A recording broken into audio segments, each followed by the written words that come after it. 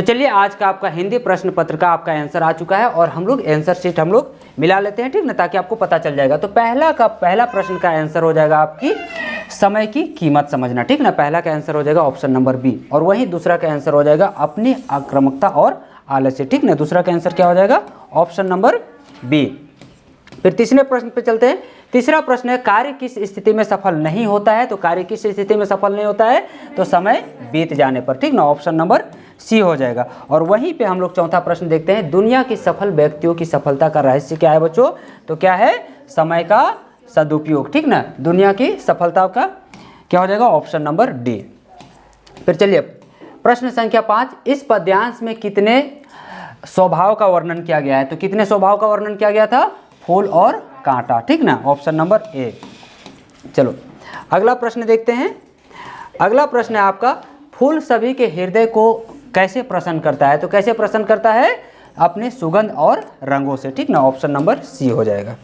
फिर आपका प्रश्न संख्या 7 है आपका, कांटा का दुर्गुण क्या है? ठीक ना, कांटा का दुर्गुण क्या है? तो इनमें से सभी, ठीक ना। ऑप्शन नंबर डी हो जाएगा। फिर प्रश्न संख्या 8 देखिए, 8 है, पद्यांश का उचित शीर्षक क्या हो जाएगा? ठीक ना, तो फूल और कांटा। ऑप्शन नंबर डी, फूल और कांटा।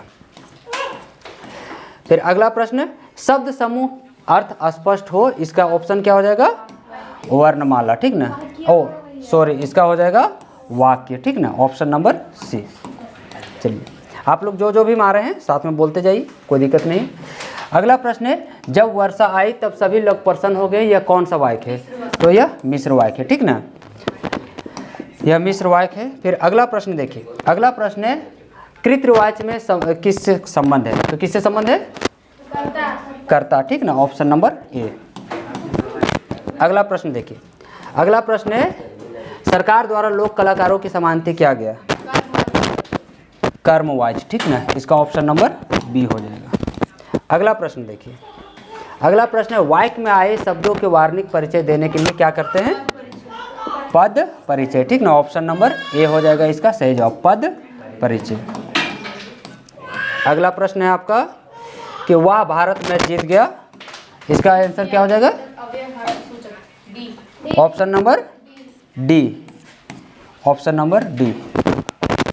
अगला प्रश्न है,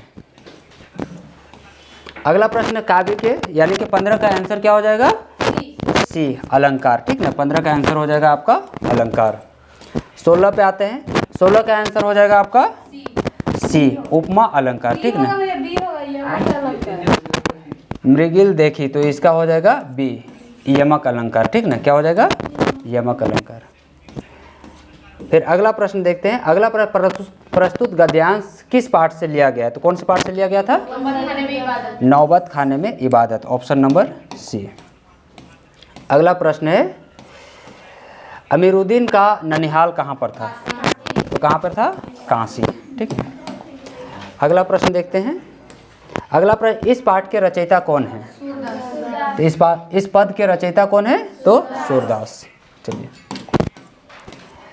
अगला है आपका, गोपियों ने स्वयं की स्थिति किसके समान बताई है? तो चींटी के समान बताई है, ठीक ना। फिर प्रश्न है आपका, मानव संस्कृति कैसी वस्तु है? अविभाज्य, ठीक ना। Option number A.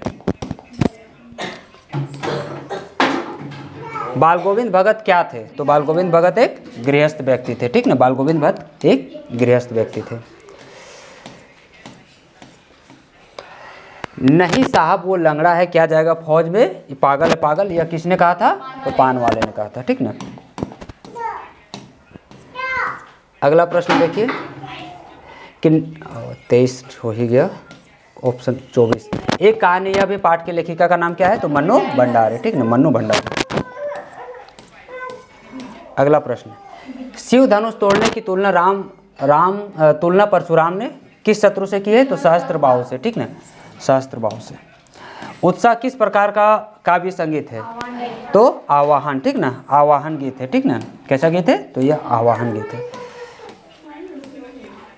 फिर 27, कवि के अनुसार फसल हाँ क्या हो जाएगा? सूर्य की किरणों का रूपांतर है, ठीक ना, यह सूर्य की किरणों का रूपांतर है। फिर अगला है, कवि के अनुसार फसल किनका बदला हुआ रूप है, तो सूर्य के किरणों का, तो अभी हम लोग बात किए। फिर अगला है संगतकार शीर्षक कविता, तो मंगलेश डबराल, ठीक ना।